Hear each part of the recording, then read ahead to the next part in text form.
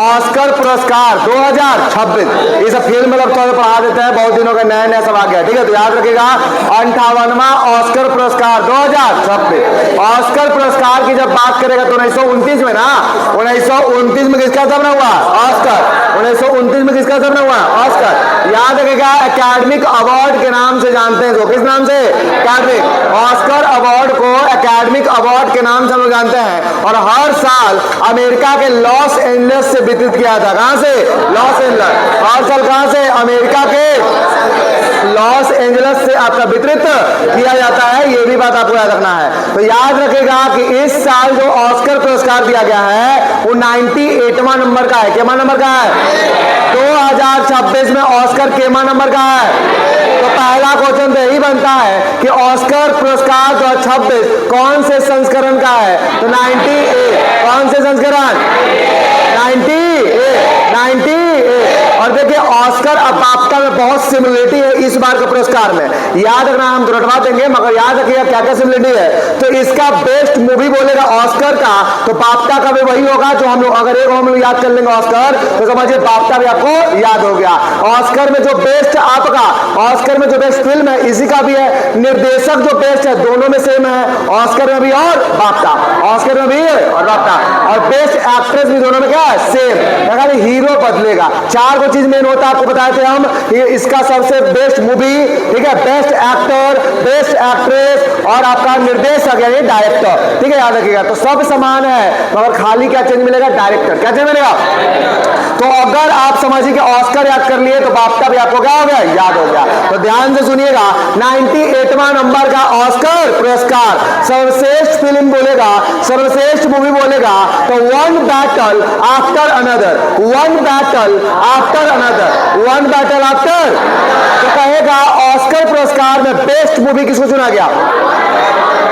One battle after another, one battle after another. और कहेगा आपसे कि बेस्ट निर्देशक यानी सर्वश्रेष्ठ निर्देशक कौन? तो Paul Thomson Anderson, Paul Thomas Anderson, इसी मूवी के लिए वन बैटल आफ्टर अनदर। तो कहेगा वन बैटल आफ्टर अनदर के लिए ही बेस्ट मूवी है ये, और बेस्ट डायरेक्टर इसी मूवी का चुना गया है। तो और खास बात हो जाता है, ठीक है, जो मूवी को ऑस्कर अवार्ड मिला है उसी मूवी के बेस्ट डायरेक्टर को चुना गया, इसका नाम Paul Thomas Anderson, Paul Thomas, Paul Thomas. One battle after another, one battle after another, इसका मूवी भी क्या? One battle after another, one battle after. कहेगा बेस्ट हीरो कौन, सर्वश्रेष्ठ अभिनेता कौन? तो Michael B Jordan, Michael B Jordan, sinners के लिए। किसके लिए? सीनर्स। तो कहेगा माइकल बी जॉर्डन क्या होगा? सीनर्स। क्या होगा? सीनर्स। क्या होगा जी? सीनर्स। देखिए अगर याद रखना है आपको कि माइकल बी जॉर्डन हीरो है, ठीक है, और सीनर आपको होता है, सीन मतलब पाप होता है, सीन मतलब क्या होता है? SIN, सीन मतलब क्या होता है? पाप। तो सीनर्स बोला ना, पापी एक तरह से क्या होगा? पाप। तो लड़का लोग पापी होता है, ऐसे याद रखेगा। अगर हीरो के बाद पूछे तो पापी याद रखना, पापी के लिए मिला है किसको? जॉर्डन को। किसको? जॉर्डन। तो याद रखना है आपको Michael B Jordan, Michael B, Michael B Jordan. तो हीरो में कौन है इस बार? ठीक है, ऑस्कर में पापी के लिए, मतलब सीनर्स के लिए पापी होता है हीरो, हीरोइन को पापी नहीं कहेंगे ना, हीरोइन को पापी, तो पापी, ठीक है, तो याद रखिएगा। अगर कहेगा अभिनेत्री कौन? तो जेसी बकले। देखते हैं हीरोइन बकते रहती है, कोई मूवी में लड़की का काम क्या है? बकना। तो ऐसे याद रखेगा। कहेगा अगर नहीं याद है तो हीरोइन बकले और हीरो आपका जॉर्डन, सीनर्स के लिए। किसके लिए? सीनर। तीनों तो ऐसे याद रह जाएगा आपको। अगर कहेगा ऑस्कर में बेस्ट हीरो बताइए तो माइकल बी जॉर्डन, सीनर्स के लिए। किसके लिए? सीनर। किसके लिए? अब बकले क्या है? हीरो। बकले क्या है? तो बकले बाफ्टा में भी याद करेंगे हम लोग। नहीं, हीरोइन सेम है, डायरेक्टर सेम है, फिल्म सेम है, खाली हीरो अलग है। तो इसमें hero Michael B Jordan. Oscar में हीरो बोलेगा तो माइकल बी, किसके लिए? सीनर। और आपका अभिनेत्री कहेगा तो जेसी बकले, जेसी बकले। कौन सी के लिए? हैमलेट के लिए। किसके लिए? हैमलेट हैमनेट है, हैमनेट से हैमलेट याद रखिएगा। बहुत बकेगी तो हाईवे बंद करके आराम से कान बंद कर ले लगेगा, ऐसा है कि नहीं? बहुत बक रही है, ठीक है, कितना सुनिएगा, ठीक है। तो याद रखिएगा आपका क्या करना है, हैमनेट याद रखिएगा। हीरोइन को किसके लिए?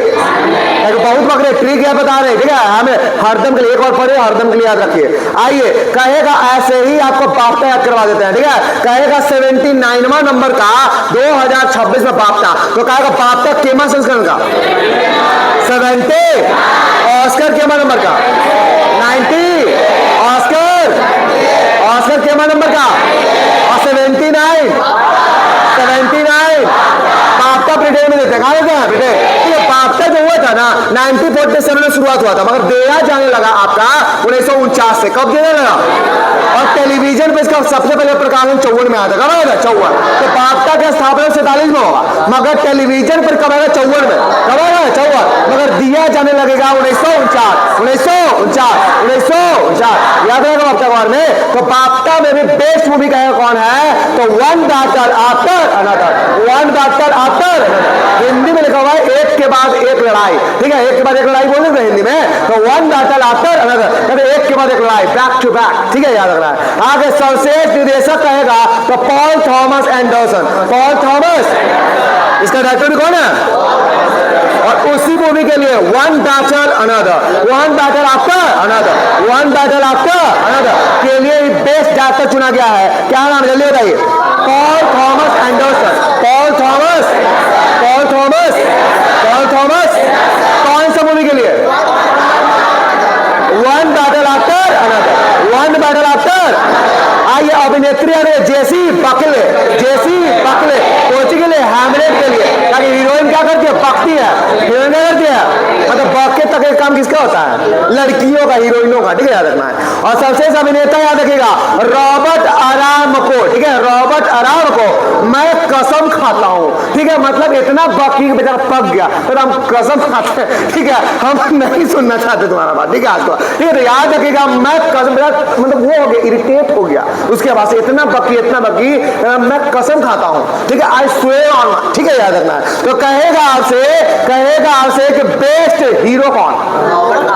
आराम से बेचारा थक हार के बोला आराम से, तो आराम आपको याद रखिएगा हीरो का नाम क्या रखेगा? तो कहेगा रॉबर्ट अरामयो, रॉबर्ट अरामयो, ऐसा रहेगा अरामयो। आराम से बेचारा थक हार के बोला कि ठीक है बोल ली ना, अब मत बोलना, कसम नहीं सुनना चाह रहे, ठीक है। तो याद रखना अरामयो कौन होगा?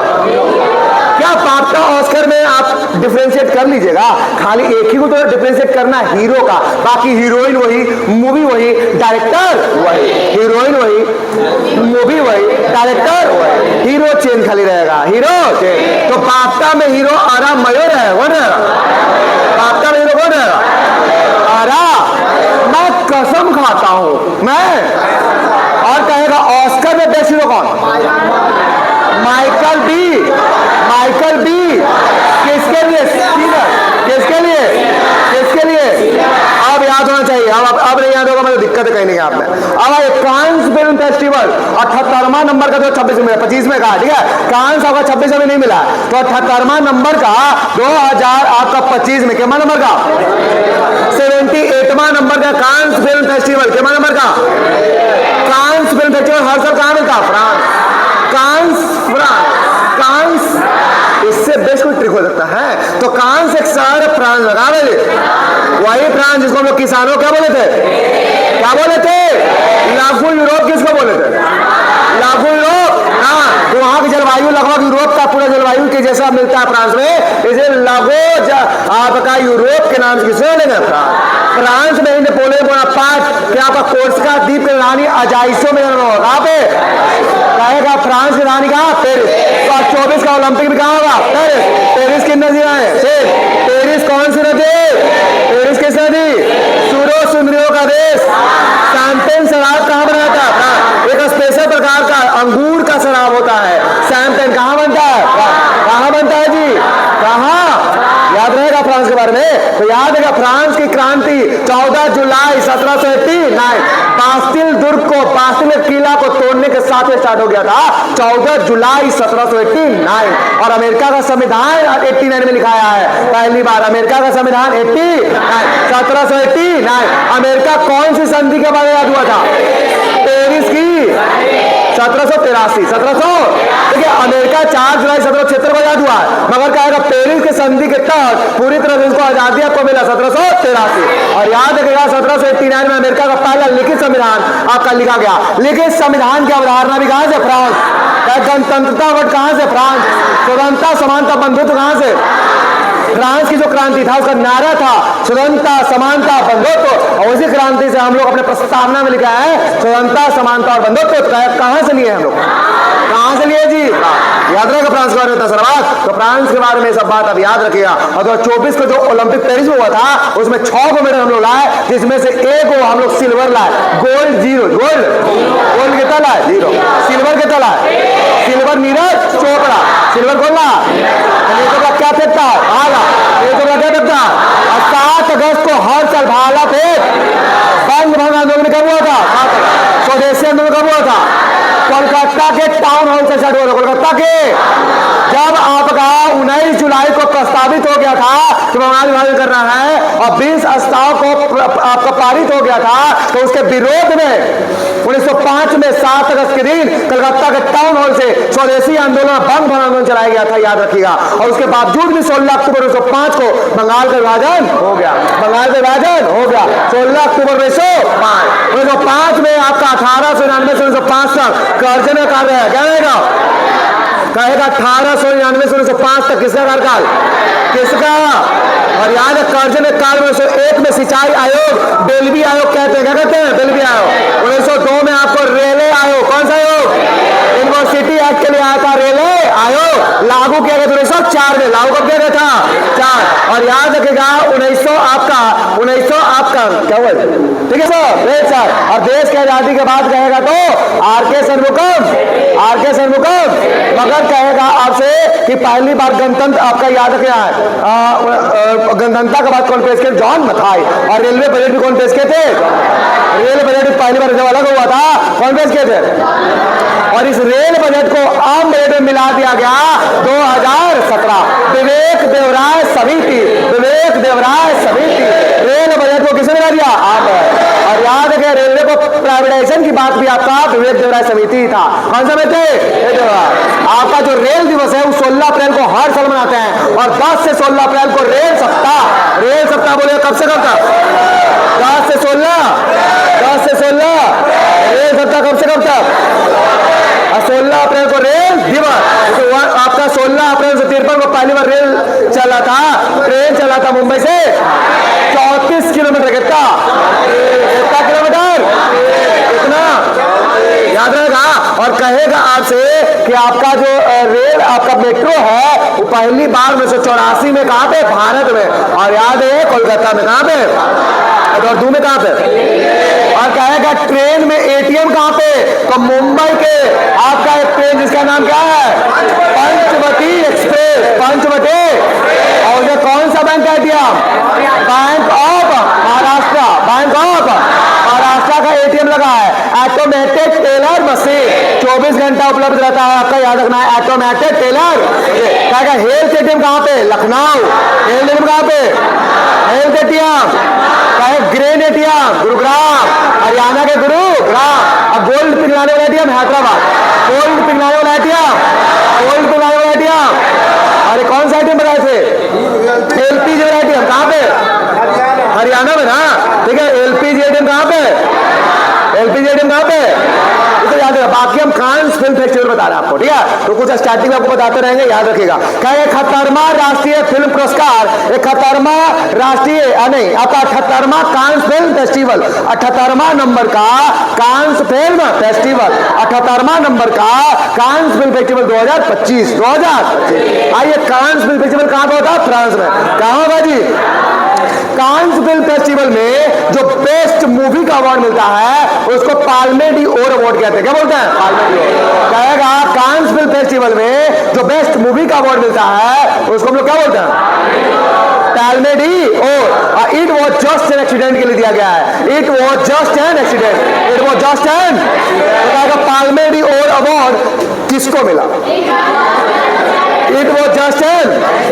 क्या सर्वश्रेष्ठ अभिनेता कौन? तो Wagner Moura, Wagner the secret agent के लिए, द सीक्रेट। और सर्वश्रेष्ठ अभिनेत्री Nadia Melliti, Nadia the little sister, the little Nadia Melliti, the little sister. और सर्वश्रेष्ठ निर्देशक कहेगा तो क्लेवर मेंडो काफिलो, क्लेवर मेंडो काफिलो। सर्वश्रेष्ठ निर्देशक कौन? क्लेवर मेंडो का फिलो, क्लेवर मेंडो का। द सीक्रेट एजेंट के लिए, द सीक्रेट यानी कि सीक्रेट एजेंट के लिए बेस्ट हीरो भी चुना गया और सीक्रेट एजेंट के लिए बेस्ट डायरेक्टर। सीक्रेट एजेंट के लिए तो नादिया मिलेटी क्या रहेगी? हीरोइन। नादिया मिलेटी क्या रहेगी? अब Filho director, Filho Wagner Moura hero, Wagner Moura. और कहेगा सबसे लघु फिल्म बोलेगा तो I am glad you are dead now.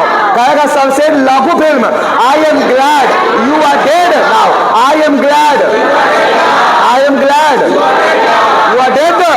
देखिए अच्छा समझ लीजिए, कांस फिल्म फेस्टिवल 2025 में 78वां नंबर के मिला है। ट्रिक के साथ आकर लीजिएगा, कभी देखिएगा वीडियो में, इशू याद हो जाएगा ट्रिक में, ठीक है।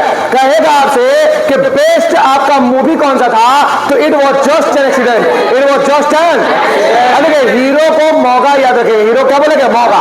वैगनर मौर्य से मौका, क्योंकि मौका जो होगा ना वो जाके आपका सीक्रेटली अपना कहीं लड़की के पास जाकर बैठ गया, उसका हर बात जान लेगा। नहीं मौके लड़कियों के साथ जाकर बैठेगा और सीक्रेट एजेंट बोला, क्या बोला? Secret agent. तो जैसे मौका जनरली देहाती भाषा में किसको बोला गया? ठीक है, तो लड़कियों के साथ जाकर औरत जैसे जाते उसको मन लगेगा ये सब, ठीक है। तो याद रखेगा उसको क्या बोलते हैं? वैगनर मौर्य, याद रखेगा हीरो। और याद रखेगा इसीलिए क्या हुआ, हीरोइन बहुत चालाक थी, वो जान गए कि ये सब महंगा है, ठीक है। तो क्या हुआ कि वो आपका नादिया मिलेटी, ठीक है, वो मिलने नहीं गई उससे, ठीक है, जो मिलेगी तब ना कुछ बताएगी। तो नादिया मिलेटी न मिली नहीं दी, ठीक है, नहीं मिली और नहीं दी। तो यार नादिया मिलेटी, मगर आपका फायदा उठा लिया कौन? डायरेक्टर। कौन फायदा उठाया? ठीक है, उसको भी सीक्रेट एजेंट के लिए, जिसका नाम क्या रहा? फिलो, ठीक है। वो फील कर लिया कि जो हीरोइन है वो हीरो को नहीं मिली है, ठीक है, याद रखना है, ठीक है। तो याद है इसका फायदा कौन रह गया? याद रखिए फिलो, क्या नाम है पूरा? क्लेवर मेंडो का फिलो, ताकि डायरेक्टर चालाक निकला, जान गए हीरोइन जो है हीरो के पास नहीं गई है, तो वो अपना, ठीक है, याद रखिएगा। तो याद रखिएगा क्लेवर मेंडो का फिलो, क्लेवर मेंडो का फिलो। अब कांस फिल्म फेस्टिवल याद रहेगा, कांस मतलब ऐसे कान में होता है कि नहीं? कान। तो याद रखिएगा मौका जो लोग रहेगा कान में जाएगा कि नहीं, फूसे पर तेजते रहेगी, जाकर मरमर करते रहेगी, जाकर सुनेगा, ठीक है, याद रखिएगा, ठीक है। तो याद रखना, अगर आपसे बोले कि 78वां और सबका आवाज आना चाहिए तो ट्रिक बता दिए, बताइए 78वां कांस फिल्म फेस्टिवल में 78वां कांस फिल्म कब हुआ? 2025, 2000। Best movie it was just an accident, it was just an. Best movie कौन? It was just an. Best hero कौन? Wagner Moura. बेस्ट हीरो कौन? किसके लिए? Secret agent, the secret. Best heroine Nadia ना, तो Nadia Melliti, Nadia heroine को पता चल गया, ठीक है। तो नादिया मिलेटी, ठीक है, नादिया मिलेटी। और याद है किसके लिए? The little sister. अब बेस्ट डायरेक्टर कहेगा कौन? डेविड नांडोका फिलो, डेविड किसके लिए? The secret agent. और एक सबसे लघु फिल्म चुना गया है, I am glad you are dead now, I am glad you are dead now, I am glad. Cannes film में क्या कहेगा? कांस फिल्म हम ट्रिक से बता रहे हैं, एक बार जब भी बोला एक बार देख लीजिए, तुरंत खत्म होगा। एग्जाम में चल रहे देख के, ठीक है। आगे देखिए रामन मैग्सेसे भी और 25 से मिला है। रामन मैग्सेसे भी कब मिला है? 26 में अभी दिया नहीं गया। तो रामन मैग्सेसे पहले सुन लीजिए, आपका 1957 में पहली बार रामन मैग्सेसे पुरस्कार की शुरुआत हुआ था। कब समय हुआ था? 1957 में पहली बार रामन मैग्सेसे पुरस्कार शुरुआत हुआ था फिलीपींस के राष्ट्रपति रामन मैग्सेसे के नाम पर, और इसको एशिया का नोबेल पुरस्कार कहते हैं। क्या बोलते हैं? एशिया का नोबेल। एशिया का नोबेल किसको बोलते हैं? रामन 1950 अगर देना स्टार्ट हुआ 59 में, 1959। और पहली बार विनोबा वही विनोबा भावे जो पहली बार भूदान आंदोलन किए थे तेलंगाना के गांव से, तेलंगाना के पोचमपल्ली गांव। तेलंगाना कौन सा गांव? अब पहली बार भूमिदान में रामचंद्र रेड्डी। पहली भूमिदान कौन दिया था? भूदान आंदोलन से 51 में स्टार्ट हुआ था। कब? 1951 में भूदान आंदोलन स्टार्ट हुआ था और तेलंगाना के पोचमपल्ली गांव से स्टार्ट हुआ था और पहली बार भूमि कौन दान में दिया था? रामचंद्र रेड्डी। और याद रखना है कि तेलंगाना राज्य का सामना 2 जून किससे होकर? आंध्र प्रदेश। किससे होकर? आंध्र प्रदेश सबसे पहली बार भाषा के आधार पर गठित राज्य बना था 1953। उसी समय याद रखिएगा फजल अली आयोग आपका गठन किया गया था और अपना रिपोर्ट 1956 में पेश किया था और उसके बाद बोला गया कि भाषा के आधार पर गठित किया जा सकता है। इसका फैसला आया था कि भाषा के आधार पर गठित किया जाता है। इससे पहले आपका, ठीक है, इससे पहले आपका भाषा के आधार पर आपका, ठीक है, आपका हुआ था जिसमें अध्यक्षता आपका जेबीपी समिति भी किए थे और उससे पहले खेल समिति भी आया था। कौन समिति? वो सब बोले थे कि भाषा के आधार पर गठित नहीं होना चाहिए, मगर आपका बोले कि भाषा के इसके आधार समिति आया था जी, पहली बार इसके आधार कमेटी आया था, वो बोले थे भाषा के आधार पर नहीं होना चाहिए। दूसरी बार आपका जेबीपी समिति आया था जिसमें जवाहरलाल नेहरू, वल्लभ भाई पटेल, पट्टाभी सिद्धारमैया, ये तीनों को मिला के आपका समिति बनाया गया था।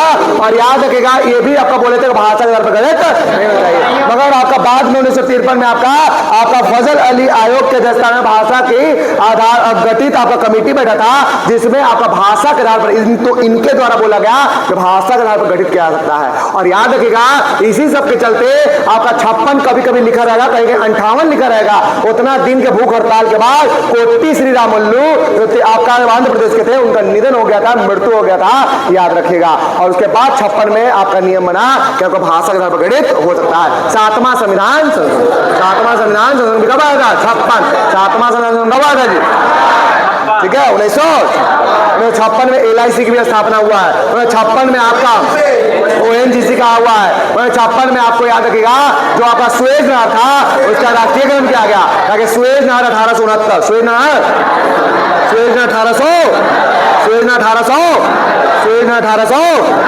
आइए रामन मैग्सेसे बताते हैं आपको। रामन मैग्सेसे पुरस्कार ये आपका 2025 में 67 नंबर का दिया गया, 67वां नंबर का दिया गया रामन मैग्सेसे, 67वां नंबर किसको दिया गया जी? और इस बार किसी व्यक्ति को नहीं दिया गया था, भारत के एक NGO था उसको दिया गया था, एजुकेट। क्या नाम रहेगा? एजुकेट। और पहली बार ऐसा हुआ है कि किसी संस्था को दिया गया है, पहली बार ऐसा हुआ है भारत में कि किसी संस्था को दिया गया है एजुकेट गर्ल। NGO है, क्या है? NGO। और याद रखना है आपको, अगर बोलेगा कि मालदीव के, आपको याद रखिएगा कि आपका समुद्री प्रदूषण यानी प्रदूषण से निपटने के लिए आपको दिया गया, किसको? जल्दी बताइए। शाहीना अली। और याद रखिएगा आपको कि आपको गरीबों के उत्थान और उसके सम्मान के लिए फिलीपींस के मनीला के व्यक्ति थे विलानुएवा, उनको दिया गया। तो 3 को दिया गया है, याद रखिएगा।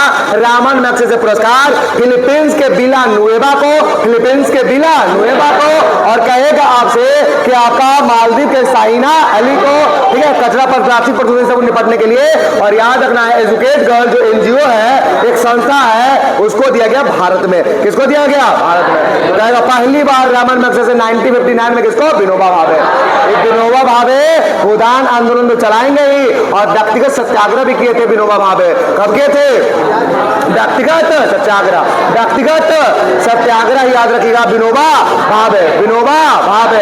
व्यक्तिगत सत्याग्रह 40 में किए थे, 1940 में ना, ठीक है, व्यक्तिगत सत्याग्रह। और याद है व्यक्तिगत सत्याग्रह करने वाले पहले व्यक्ति सत्याग्रही, दूसरा कौन, जवाहरलाल नेहरू, तीसरा ब्रह्मदत्त, तीसरा कौन जी, याद है विनोबा भावे। यही बोले थे, आपका एक नारा दिए थे, क्या ठीक है, जल्दी बताइए, ठीक है, जय जगत, जय जगत का नारा कौन देंगे, जय जगत का नारा कौन देंगे, विनोबा भावे। तो याद हो गया रावण नक्शे से, अरे याद हुआ, जल्दी बोलिए रावण। आइए आपको याद करवाते हैं 71वां नंबर का राष्ट्रीय फिल्म पुरस्कार 2025, 71वां नंबर का राष्ट्रीय फिल्म पुरस्कार 2025, 71वां नंबर का राष्ट्रीय फिल्म पुरस्कार कब? आइए सर्वश्रेष्ठ फीचर फिल्म बोलेगा 12th फेल, सर्वश्रेष्ठ फीचर फिल्म कौन? और कहेगा विदु विनोद चोपड़ा इसके डायरेक्टर थे। अगर 12th फेल जो मूवी था उसका डायरेक्टर कौन था? Vidhu Vinod Chopra, Vidhu Vinod Chopra. 12th fail movie का डायरेक्टर कौन था? और कहेगा सर्वश्रेष्ठ फीचर फिल्म मिला था आपका किसमें? आपका राष्ट्रीय पुरस्कार, राष्ट्रीय फिल्म पुरस्कार। याद रखना है 71वां नंबर का, कितना नंबर का? सर्वश्रेष्ठ हिंदी मूवी कौन? कटहल। सर्वश्रेष्ठ हिंदी मूवी कौन? यशवर्धन मिश्रा, यशवर्धन। सर्वश्रेष्ठ हिंदी मूवी कौन? यशवर्धन मिश्रा। सर्वश्रेष्ठ अभिनेता कौन? शाहरुख खान। दूगो हीरो ना, सर्वश्रेष्ठ अभिनेता कौन? शाहरुख खान। अब विक्रांत, शाहरुख खान को किसके लिए? जवान। शाहरुख खान को जवान के लिए, किसके लिए? जवान। अब विक्रांत मैसी को 12th, विक्रांत मैसी को सर्वश्रेष्ठ अभिनेत्री Rani Mukherjee, Mrs Chatterjee versus Norway, Mrs Chatterjee versus, इस मूवी के लिए दिया गया रानी मुखर्जी, चटर्जी नहीं मुखर्जी, तो भोजपुरिया का नाम खाली याद रहता है। सर्वश्रेष्ठ निर्देशक आएगा सुदीप्तो सेन, सर्वश्रेष्ठ निर्देशक बोलेगा Sudipto. The Kerala story movie कौन था? तो सुदीप्तो सेन को बेस्ट एक्टर चुना गया आपका राष्ट्रीय फिल्म पुरस्कार कितना नंबर का? 71वां राष्ट्रीय फिल्म पुरस्कार में सुदीप्तो सेन को बेस्ट एक्टर चुना गया है। किस मूवी के लिए? The Kerala story. याद करो, फिर से बोल देना है 71वां आपका फिल्म, 71वां राष्ट्रीय फिल्म पुरस्कार 2025, 71वां राष्ट्रीय फिल्म पुरस्कार 2025। बेस्ट हिंदी मूवी बोलेगा कटहल, बेस्ट हिंदी मूवी बोलेगा, बेस्ट फीचर फिल्म कहेगा किसको मिला? यार 12th फेल, इसका विदु विनोद चोपड़ा कौन है? डायरेक्टर। विदु विनोद चोपड़ा कौन है? डायरेक्टर। बेस्ट हीरो कौन? शाहरुख खान। कौन सा मूवी? जवान। कौन सा मूवी? जवान। बेस्ट आपका हीरो दो को था, एक शाहरुख खान और एक विक्रांत मैसी। विक्रांत मैसी को 12th है, विक्रांत मैसी कौन सा movie? Best hero Rani Mukherjee, best heroine कौन? Rani Mukherjee.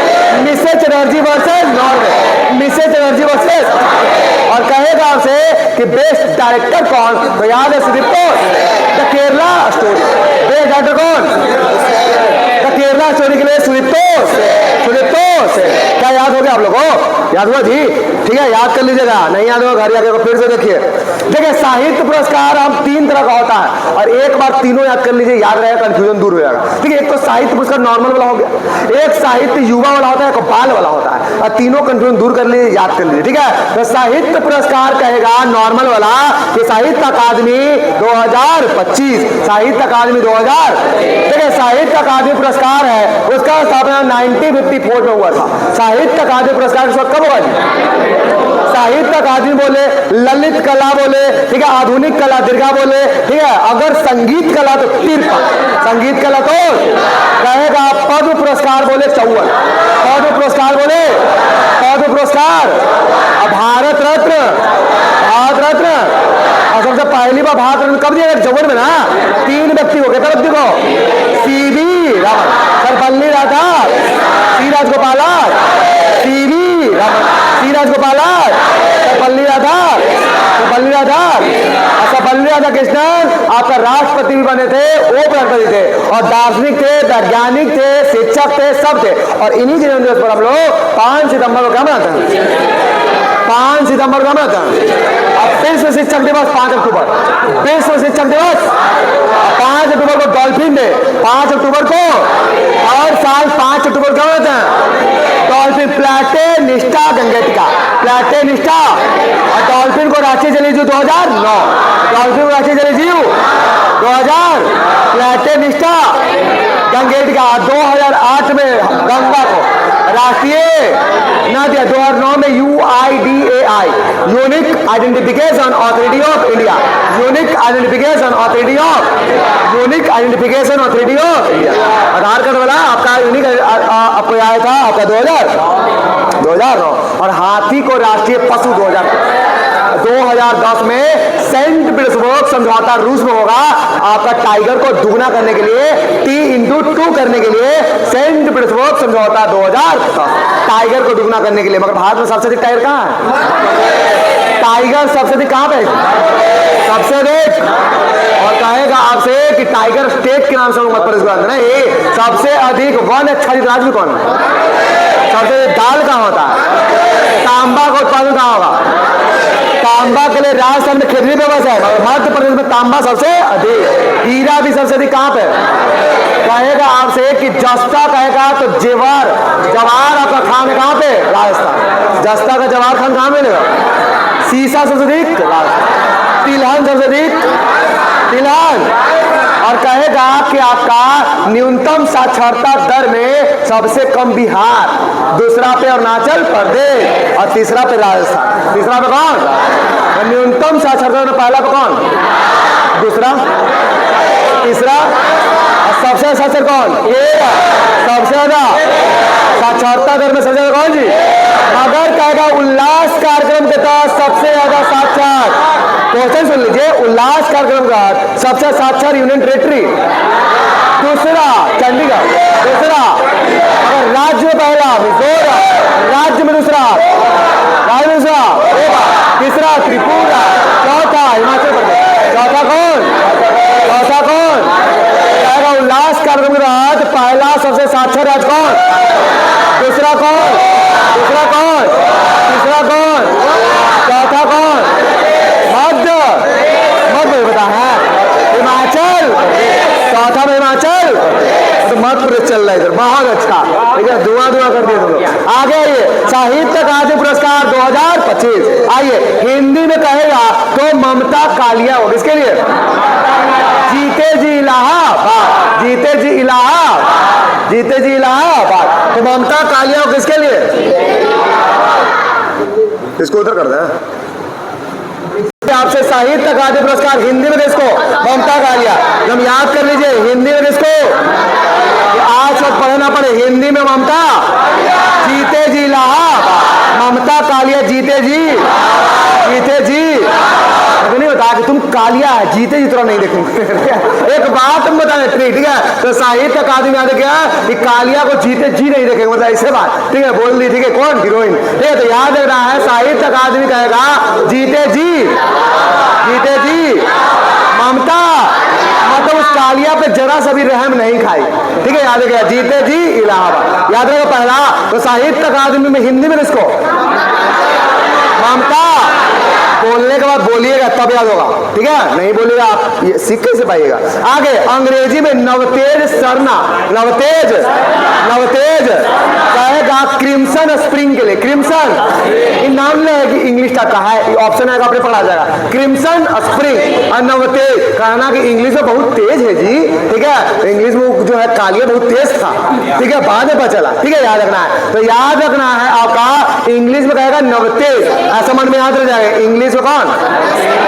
Crimson spring, crimson मतलब बहुत बेचारा क्रीम लगाता था, ठीक है? याद रखना है क्रिम्सन स्प्रिंग, क्रिम्सन स्प्रिंग। तो कालिया बहुत है, याद है, दो याद हो गया।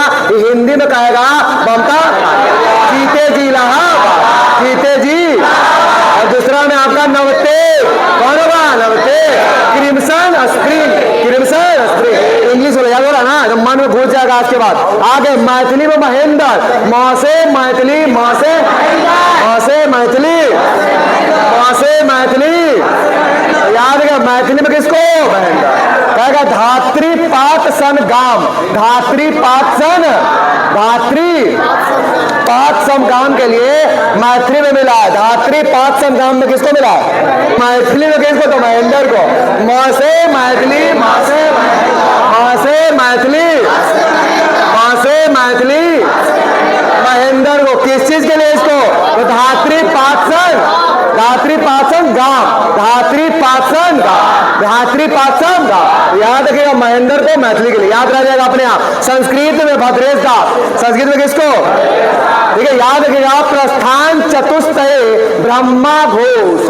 ठीक है, ब्रह्मा घोष कहेगा, प्रस्थान चतुष्टय ब्रह्मा घोष। ठीक है, कहेगा चतुस्थान, चतुस्थान याद रखना है कि प्रस्थान चतुस्थान आपका ब्रह्मा घोष है, चतुस्थय है, चतुस्थय ब्रह्मा घोष। तो कहेगा संस्कृत में किसको? हाँ, भद्रेश दास। किस चीज के लिए? प्रस्थान चतुस्थय ब्रह्मा घोष, प्रस्थान चतुस्थय ब्रह्मा घोष, प्रस्थान चतुस्थय ब्रह्मा। अब याद हो गया, एकदम बिना देख ले दुआ दुआ कर रहा है। तो कहेगा साहित्य अकादमी पुरस्कार 2025 में दिया है। कब दिया गया? साहित्य अकादमी पुरस्कार 2025। कहेगा हिंदी में किसको? ममता कालिया। हिंदी में किसको? हिंदी में जीते जी इलाहाबाद, जीते जी इलाहाबाद। और कहेगा इंग्लिश में किसको?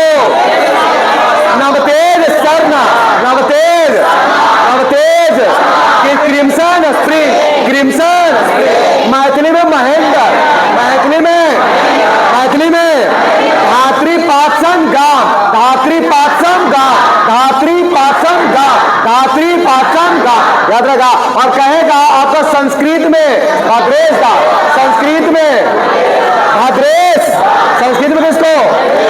संस्कृत में किसको? प्रस्थान चतुष्टय आपका ब्रह्मा घोष। ठीक है, चतुस्थान आपका याद है, प्रस्थान चतुष्टय ब्रह्मा घोष, ब्रह्मा घोष। याद रहेगा पूरा साहित्य अकादमी। अब कुछ पूछेगा तो याद हो जाएगा, पूरा अच्छा ट्रिक बता दिए। आगे सुनिएगा, साहित्य आपका याद रखिएगा अकादमी युवा पुरस्कार एक होता है, साहित्य अकादमी, साहित्य अकादमी युवा। देखिए युवा वाला तो मन में रखना है कि उधर में कंफ्यूजन ना हो जाए। युवा वाला है तो युवा जो होता है, ध्यान सुनो, युवा जो होगा उसको हिंदी में कहेगा साहित्य अकादमी युवा वाला पार्वती तिर्की को मिला। किसको मिला? पार्वती तिर्की, पार्वती तिर्की, पार्वती तिर्की। कविता संग्रह फिर उगना, कविता संग्रह फिर उगना। जाकर बैठो। साहित्य अकादमी युवा बता। देखिए युवा जो होता है, ध्यान समझिएगा कि ऐसे आपका कंफ्यूजन दूर हो जाए कि युवा वाला कौन होगा और आपका नॉर्मल वाला कौन होगा और बाल वाला कौन होगा, ऐसे पता चल जाएगा आपको डायरेक्ट। ठीक है, ध्यान सुनिएगा। तो देखिए पहले हम पढ़ा देते हैं, उसके बाद आपको बता देंगे। देखिए कहेगा साहित्य अकादमी युवा पुरस्कार 2025 में मिला है। कहेगा हिंदी में पार्वती तिर्की को, पार्वती फिर उगना, फिर फिर फिर उगना। याद रहेगा। आगे कहेगा अंग्रेजी में अद्वैत कोट्टारी, अद्वैत, अद्वैत कहेगा who became the Buddha, who became the Buddha. इसके लिए अद्वैत कोट्टारी को इंग्लिश में मिला है, who became the Buddha, who became the Buddha. याद रखना अद्वैत कोट्टारी। अंग्रेजी में, मैथिली में नेहा झा मनी, नेहा झा, नेहा झा बनारस आ, बनारस आ, बनारस आ। और संस्कृत में धीरज कुमार पांडे, संस्कृत में धीरज कुमार, संस्कृत में धीरज कुमार पांडे। संस्कृत में किसको जी? अब किसके लिए? तो याद रखिएगा कि परिभाषिक शब्द स्वारस्यम। ठीक है, परिभाषिक शब्द स्वारस्यम, परिभाषिक शब्द स्वारस्यम। ठीक है, हम बोल देते आपको बोलने में आसान लगेगा, आपने तो पढ़िएगा टोटो को पढ़िएगा। ठीक है, मगर हम बोल देते आपको बोले डायरेक्ट आ जाएगा। नहीं, तो संस्कृत में याद रखिएगा आपका किसको मिला है? तो धीरज कुमार पांडे। परिभाषिक शब्द स्वारस्यम, परिभाषिक शब्द स्वारस्यम। देखो हम बता रहे कि एग्जाम जब देके जाइएगा तो साहित्य युवा सब एक लगा घौच पौच हो गया, सब मिल गया। ठीक है, तो आपको हम तरीका बताते हैं कि युवा वाला अलग कैसे छाट लीजिएगा। तो अब बताइए कोई भी युवा जो है उन्हें कोई भी चीज हम पहाड़ वहां ऐसे अपना हाथ पकड़ उठा लेंगे तो मेरा बाएं हाथ के अगले ऐसे उठा लेंगे। ठीक है, याद है पर्वत से, याद है पर्वती तिर्की है ना, तो याद रहेगा पहाड़ तो ऐसे युवा का ऐसे काम होता है। युवा अपना हरदम जोश दिखा, जहां मन तहां अपना ताकत दिखाई दे रहेगा। ये तो ऐसे उठा लेंगे, नहीं मेरे लिए कुछ है जी, this is cake walk for me. ठीक है, तो याद रखिएगा कहेगा आपसे आपका पार्वती तिर्की, हिंदी में फिर उगना, सूरज जी उग गए तो पर्वतों उठा के ढक देंगे। ठीक है, मतलब ये सब जो आपका जो लेता है क्या कहते हैं चैलेंज, ये सब युवा लोग ले सकता है कि उगिएगा चले पर्वत उठा दिए। ठीक है, याद रखना है पर्वत, तो याद रखना पार्वती। अरे देखिए युवा जो होता है अपने अपना अद्वैत होता है, हमारे से कोई बाल उल झाड़ के कपड़ा पर नया जब पहन के आएगा। ठीक है, अब बड़का बड़का बाल करके आएगा कि हमारा जो है हम बहुत टैलेंट, मतलब अच्छा लगे नहीं याद अद्वैत मतलब अद्वितीय, कुछ कुछ यूनिक लगे लोगों के भीड़ से, है कि नहीं? अद्वैत कोठारी इंग्लिश चटपटा करते रहेगा, इंग्लिश हल्का फुल्का बोलेगा, ठीक है? तो याद है अद्वैत कोठारी, अद्वैत हु बिकेम द बुद्धा के लिए, हु बिकेम द बुद्धा, याद हो देखो, ठीक है? और युवा हुआ अपना नेहा झा, समझ जाइए नेहा झा, ठीक है? क्या होता है तो याद रखना है नेहा झा, ठीक है? नेहा झा मतलब युवा के लिए चाहिए ना कुछ, तो याद रखना है नेहा झा, नेहा झा बनारस मैंने बोला नेहा बनारस आ गए, ठीक है? तो याद है नेहा झा, किसी का नेहा नाम होगा तो उसको मत समझिएगा, ठीक है? डोंट टेक इट अवे भाई, ठीक है? याद है कहेगा नेहा झा मनी, नेहा झा मनी, ठीक है?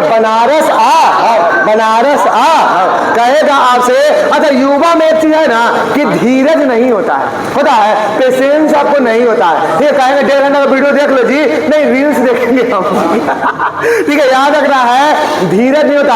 आजकल जो मेंटलिटी जो हम लोग का रील्स जब से आया है इतना चेंज कर गया है कि हम लोग 1 घंटा पढ़ने के लिए नहीं बैठ सकते हैं, नहीं तुरंत रिजल्ट चाहिए, देखे तुरंत हमें पता चलेगा इसके बाद होगा, ठीक है? तो याद है धीरज, याद रखिएगा आपका संस्कृत में याद रखना है धीरज कुमार पांडे, और संस्कृत पंडित जी पढ़ते हैं तो धीरज कुमार पांडे, युवा में धीरज नहीं होता है। तो ऊ वाला साहित्य से तो आप ऐसे ही झाड़ लीजिएगा ऑप्शनों से, युवा वाला है देखना में तो आपने जो ट्रिक कविता कहानी जो बोल दी आपको एक तरह से याद रहेगा। और इसके लिए तो पारिभाषिक शब्द स्वारस्य,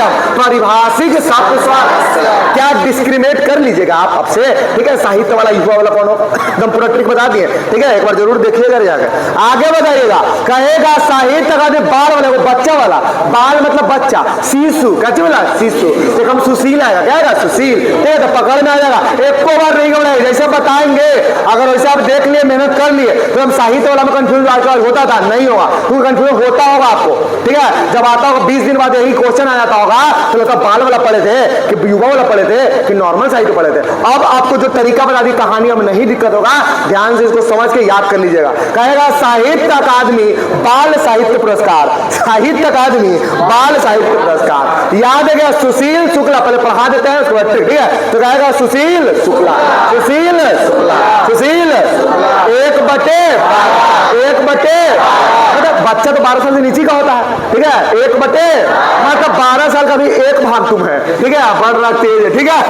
याद रखिएगा। कहेगा आपसे, अच्छा गाँव देहात में कोई गाली वो देता बोला, हमको गाली यहाँ थोड़ी देकर बताएंगे आपको, मगर नहीं बोलता है कि इतनी हुआ ये है वो वाला, ठीक है? तो कहेगा, समझ गया वही सब, ठीक है? तो याद रखिएगा, कहेगा आपसे कि साहित्य अकादमी बाल साहित्य पुरस्कार, साहित्य अकादमी बाल साहित्य पुरस्कार सुशील शुक्ला को, हिंदी में किसको, हिंदी में 1/12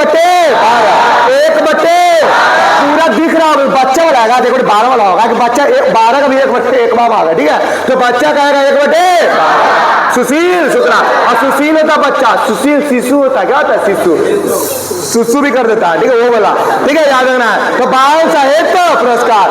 आगे अंग्रेजी में कहेगा नितिन कुशलप्पा, नितिन अंग्रेजी में किसको, नितिन, और कहेगा कि South Indian myths and fables retold, South Indian myths and fables retold, South Indian myths and fable कहेगा इंग्लिश में किसको मिला, जल्दी बताइए? नितिन कुशलप्पा, नितिन कुशलप्पा, याद है? South Indian myths fables retold, ठीक है? South Indian myths and fables retold, Nitin Kushalappa, Nitin आगे। मैथिली में मुन्नी का मत, मौसे मैथिली मौसे मुन्नी, अरे बच्चा में लड़की रखे तो मुन्नी, लड़का करे मुन्ना, ठीक है? हमारे घर मुन्नी पैदा ली है, ठीक है? याद रखिएगा, ठीक है? तो उसको चुक्का के लिए, चुक्का, मुन्नी को चुक्का चाहिए ना, अरे लड़की के खिलौने लगे चुक्का चुक्की चाहिए खेले वाला, नहीं वो जो बर्तन होता है एक तरह का मिट्टी का, और तुम बोलो मत सुनो, मुन्नी चुक्का, क्या दीजिएगा? तो याद रखेगा कहानी संग्रह क्या है, चुक्का, कहेगा मुन्नी है क्या मिलेगा, चुक्का, याद है? मुन्नी बच्चे ने कहा जाता है जी, जैसे बाल वाला है तो कहे कि मैथिली में तो मौसे मैथिली मौसे मुन्नी, मौसे मैथिली, और नॉर्मल साहित्य में अगर आए तो महेंद्र बाहुबली, ठीक है? वो तो बड़ा वाला है, वो तो युवा है, वो तो बहुत एज का था, ठीक है? महेंद्र बाहुबली, याद रखना है। तो कहेगा मैथिली में बाल वाला में पूछेगा तो कौन होगा? मुन्नी। मुन्नू क्या दीजिएगा? चुक्का क्या दीजिएगा? आगे आ जाइए, कहेगा आपसे उर्दू में गजनफर इकबाल। उर्दू में कौन? कौमी सितारे। कौमी उर्दू तो ऐसे पढ़ा जाएगा, क्यों पढ़े आप? गजनफर इकबाल। उर्दू में बाल साहित्य बताइए। गजनफर। बहुत गजबे बच्चा है जी। नहीं, एकदम उर्दू बोल रहा है, ठीक है। याद रखिएगा, एक सितारा बनेगा एक दिन। नहीं तो याद रखिएगा, कहेगा गजनफर इकबाल। गजनफर याद है, कौमी सितारे। कौमी सितारे गजनफर इकबाल हो गए इसके लिए कौमी।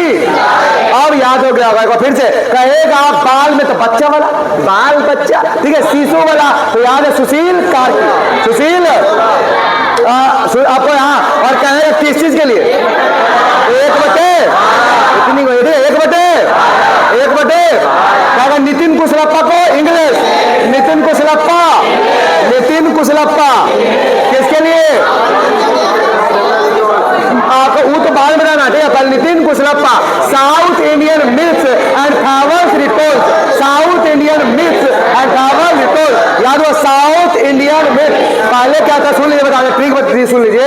आदमी सोच साउथ इंडियन में लोग जो होता है, एक तो उधर का भाषा बोलेगा अपना, तेलुगु तमिल सब बोलेगा और इंग्लिश बोलता है। यहाँ बच्चा पैदा किए वो तुरंत ही इंग्लिश बोलने लगा। नितिन कुशलप्पा नाम है उसका, कुशल है इंग्लिश बोलने में। क्या है? कुशल, ठीक है। आजकल पैदा लेते ही इंग्लिश बोलने लगता है, ठीक है। वो सब बच्चा जल्दी सीखेगा आपसे, ठीक है। याद है नितिन कुशलप्पा। और ये मिथ को, ये जो भ्रम था उसको मिटा दिया, ठीक है। South Indian myths and favours retold. Favours retold. पर ट्रिक बता आपको याद करने के लिए, याद रह जाए मन में। कुछ कहानी सुनिएगा, ऑप्शन तो आपको एग्जाम में रहेगा, तुरंत पूरा कहानी में रहेगा। क्लास के बाद आपको याद आएगा, मार के धुआं कमार दीजिएगा, ठीक है। पेपर एकदम फोड़ के एकदम मारिएगा, ठीक है। पूछ के मारिएगा, मार रहे कि नहीं मार, ठीक है। मार दो आप आएंगे, ठीक है। आगे उर्दू में बोले गजनफर इकबाल। गजनफर किसके लिए? कौमी। कौमी सितारे ना, कौमी बोले, याद हो गया। अब साहित्य का तीनों हम पढ़ा दिए हैं। अब तीनों जब पढ़ लिया आप तो आपको डाउट होना बंद हो जाएगा, है कि नहीं? जैसे बाल वाला पूछेगा, बाल वाला कहानी याद कर लीजिएगा। जैसे युवा वाला पूछेगा, युवा कहानी याद कर लीजिएगा। और नॉर्मल तो ऐसे बात चल जा रहा है आपको, ठीक है। महेंद्र आ रहा है, उसमें बाहुबली आ रहा है, ऑप्शन से चढ़ा जाएगा। जब दो को चढ़ा के नहीं चढ़ा जाएगा तो अपने चढ़ा जाएगा, याद रह जाएगा। आपको याद हुआ? किसी को दिक्कत अभी तक, ठीक है। अब आपका 70वां नंबर का 2025 में फिल्म फेयर मिला था। 71वां हम राष्ट्रीय फिल्म पुरस्कार पढ़े, जिसमें बेस्ट मूवी 12 फेल पढ़े ना। बेस्ट मूवी क्या पढ़े जी? विनोद चोपड़ा का मूवी था आपका, याद रखिएगा 12th। और उसमें आपका उसी के हीरो को विक्रांत मैसी को, और जवान मूवी के लिए शाहरुख खान को बेस्ट हीरो चुना गया था। और याद रखिएगा हीरोइन में रानी चटर्जी वर्सेज नॉर्मल। तो उत्तराष्ट्रीय फिल्म हो गया पुरस्कार। और अभी फिल्म फेयर आपका पुरस्कार पड़ेंगे 70वां नंबर का। वो 71वां था, राष्ट्रीय फिल्म फेयर बोलेगा तो 71 और 70 पे कौन? Film fair. ये भी 2025 बार इसलिए बोल रहे हैं कि एकदम याद लगे कि एकदम सब एक है, एकदम अलग करना डिफरेंस ना लगे। अलग पढ़िएगा ना तो डाउट होना चालू हो जाएगा। जब एक के साथ पढ़ा देंगे साहब, अब बीच में देख लीजिए एक में रहेगा ही ना, जब मन तब देखिए पूरा क्लियर, पूरा फिल्म क्लियर, पूरा साहित्य क्लियर, ठीक है। आगे सुनिएगा, कहेगा आपसे कि 70वां फिल्म पुरस्कार, 70वां देख कहेगा सबसे लापता लेडीज, लापता ले किरण राव का मूवी है, आमिर खान की पत्नी है, आमिर खान की पत्नी किरण राव, उन्हीं का मूवी था लापता। याद है 70वां फिल्म में बेस्ट मूवी कौन? लापता। और निर्देशक कौन? किरण राव। तो किरण राव उसकी निर्देशक भी थी और इसी को बेस्ट आपका निर्देशक का अवार्ड मिला है। तो लापता लेडीज को बेस्ट मूवी का अवार्ड 70वां फिल्म पुरस्कार मिला है, फिल्म फेयर पुरस्कार में। और उसका बेस्ट डायरेक्टर कौन है? किरण राव। किस मूवी के लिए? लापता। अभिनेता कार्तिक आर्यन, अभिषेक बच्चन। तो अभिनेता दो इसमें भी है, कार्तिक आर्यन, अभिषेक बच्चन। और कहेगा उसे अभिनेत्री कौन है? आलिया भट्ट, ठीक है। जिगरा के लिए, किसके लिए? आलिया भट्ट के लिए। याद रखिएगा, आलिया भट्ट को मान लेंगे आप चाहते हैं, उसके लिए जिगरा होना चाहिए ना, पहचान हो जाएगा। तो याद रखना कि आपका बेस्ट हीरोइन कौन? बेस्ट हीरो कौन? कार्तिक आर्यन और अभिषेक बच्चन। बेस्ट डायरेक्टर किरण, कौन सी मूवी? लापता। बेस्ट मूवी कौन? लापता। ठीक है, विदेश वाला 2 मूवी 3 मूवी पढ़े हम लोग। एक कांस फिल्म फेस्टिवल, एगो पापता एगो ऑस्कर, तीनों एक साथ हो गया। और देखिए आप एक के साथ पढ़ लीजिएगा जी, 70वां नंबर का फिल्म फेयर, 70वां नंबर का फिल्म फेयर, और आपका 71वां नंबर का राष्ट्रीय फिल्म पुरस्कार। जब सब एक साथ आ गया, अब पूरा याद हो गया आपको। आगे सुनिए क्या बोल रहे हैं। अब आईफा एगो अवार्ड होता है, ठीक है, आईफा अवार्ड भारत में होता है, आईफा अवार्ड। तो 25वां नंबर का, 25 में याद रखना है, 25वां नंबर का, 25वां नंबर का, ठीक है, राष्ट्रीय फिल्म पुरस्कार 2025 में 71 कहेगा, फिल्म फेयर कहेगा तो 70, और कहेगा आपसे आईफा, आईफा के नंबर का, आईफा, आईफा आगे कहेगा सर्वश्रेष्ठ फिल्म इसमें भी लापता, कहेगा आईफा अवार्ड में भी बेस्ट मूवी कौन है, किरण राव का ही मूवी है, किसका मूवी है, और कहेगा अभिनेता कौन, कार्तिक, भूल भुलैया थ्री, भूल भुलैया, और कहेगा सर्वश्रेष्ठ अभिनेत्री नितांशी गोयल, नितांशी गोयल, सर्वश्रेष्ठ अभिनेत्री कौन है, नितांशी गोयल, अभिनेत्री नितांशी गोयल को लापता लेडीज मूवी के लिए मिला है। नितांशी गोयल को किसके लिए, निर्देशक लापता लेडीज, यानी कि आपका आईफा जो अवार्ड है उसमें आपका हीरोइन, उसमें आपका निर्देशक और उसमें आपका फिल्म, ये तीनों इसी का है, लापता लेडीज का ही। लापता लेडीज के आपका मूवी को बेस्ट मूवी का अवार्ड आईफा मिला, ठीक है। आईफा आपका मूवी में बेस्ट एक्टर का अवार्ड किरण राव को आपका लापता लेडीज के लिए मिला। नितांशी गोयल इसकी बेस्ट हीरोइन है, उसके लापता लेडीज के मूवी के लिए नितांशी गोयल को बेस्ट एक्ट्रेस का अवार्ड मिला। मगर भूल भुलैया थ्री के लिए बेस्ट हीरो कार्तिक, कार्तिक, कार्तिक, एक बार तीनों हम बोलते हैं, समराइज कर लीजिएगा, ठीक है, भारत वाला जो मूवी है। चलिए 71वां नंबर का राष्ट्रीय फिल्म पुरस्कार, 71वां नंबर का राष्ट्रीय फिल्म पुरस्कार हिंदी में कटहल को, हिंदी में किसको, फीचर फिल्म बोलेगा तो कौन था, जल्दी बताइए, फीचर फिल्म कौन था जी, विदु विनोद चोपड़ा इसका डायरेक्टर थे, विदु विनोद, और कहेगा बेस्ट हीरो दो को चुना गया था, एक शाहरुख खान का, आपका कौन, विक्रांत में, शाहरुख खान को जवान के लिए और विक्रांत को तुरंत, और कहेगा आपसे कि बेस्ट आपका कौन डायरेक्टर कौन था, तो याद रखिए कौन, सुदीप्तो, सुदीप्तो से केरला स्टोरी, केरला स्टोरी। 71वां हो गया। अब 70वां नंबर का फिल्म फेयर पुरस्कार 2025, 70वां नंबर का फिल्म फेयर पुरस्कार 2025 बेस्ट मूवी कहेगा लापता लेडीज, बेस्ट मूवी कौन, और लापता लेडीज था किसका, केरला।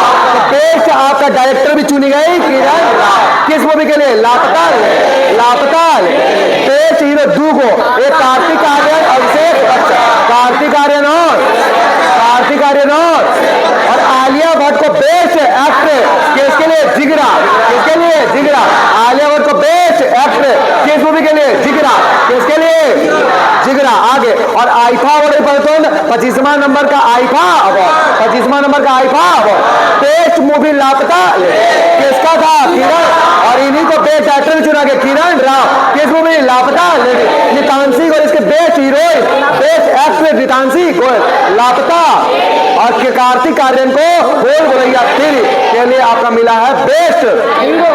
देखिए एक साथ एक बार जब हम बोल दिए, जब इसको देखिए कभी भुलाइए, एक बार जरूर देखिएगा, याद एकदम हो जाएगा लाइन से, ताकि देखिए आप अलग अलग पढ़ते हैं, इसमें बहुत कंफ्यूजन होता है, ठीक है, सबको होता है, ठीक है, आप ही नहीं खाली पढ़ रहे, सब पढ़ता है, सबको होता है एग्जाम में कंफ्यूजन। तो एक साथ जब रहेगा ना तो आपको याद रहेगा, आपको याद करना फिल्म पुरस्कार, साहित्य वाला जो तीनों बताए साथ, और आपका बाफ्टा, ऑस्कर, कांस, तो इतना प्रचलित है कि इसमें कुछ ना कुछ पूछता ही है। तो एक साथ आपको तुम याद करना, रट लेना है, ठीक है, पूछेगा जैसे ना मुंह पर होना चाहिए, 2-3 बार पढ़ लीजिएगा तो याद हो जाएगा, ठीक है।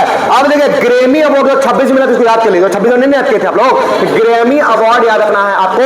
अभी आपको हम ग्रैमी अवार्ड रामन में से पढ़ाए थे, ग्रैमी अवार्ड किसे मिलता बता दीजिए आप, ग्रैमी अवार्ड किसे मिलते थे, संगीत में आपको बताया था ग्रैमी अवार्ड मिलता है, क्या मिलता है, ग्रैमी अवार्ड आपको किसे मिलता है, संगीत में आपको क्या मिलता है, ग्रैमी, हंस लो तो हंस लो, ठीक है, याद रखिएगा ग्रैमी अवार्ड। और 60वां नंबर का 2026 कहेगा एल्बम ऑफ द ईयर कहेगा तो बैड बनी, बैड बनी, तो याद रखिएगा बैड बनी को एल्बम ऑफ द ईयर, किसके लिए, तो डेबी मिरार मास फोटोज, डेबी मिरार मास फोटोज, तो याद है डेबी मिरार मास फोटोज के लिए आपको दिया गया है आपका album of the year, album of the year कहेगा एल्बम ऑफ द ईयर आपका। 68वां ग्रैमी अवार्ड 2026, 68वां ग्रैमी अवार्ड कब, 68वां ग्रैमी अवार्ड जल्दी बताइए, 68वां ग्रैमी अवार्ड 2026। और 6वां ग्रैमी अवार्ड 2026 कहेगा एल्बम ऑफ द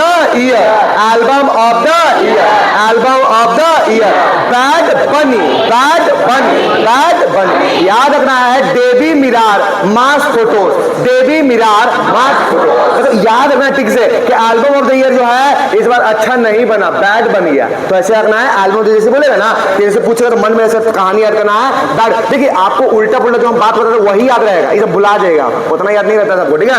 बैड बनी कहेगा एल्बम ऑफ द ईयर क्या था, तो अच्छा नहीं बनेगा, बैड बनी फोटो अच्छा नहीं खिंचाया था, तो पूरा याद आएगा, फोटो का बात हो रहा है वहां पे। तो याद रखना है अगर कहेगा डेबी मिरार मास फोटोज, पुराना उसमें तो Debi Tirar Mas Fotos, Debi Tirar, Debi Tirar याद हो गया एल्बम दिया।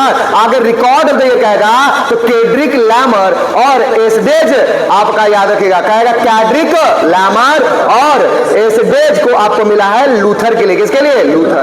कहेगा कि सॉन्ग ऑफ द ईयर किसको, लेडी गागा को, सॉन्ग ऑफ द ईयर बोलेगा लेडी गागा।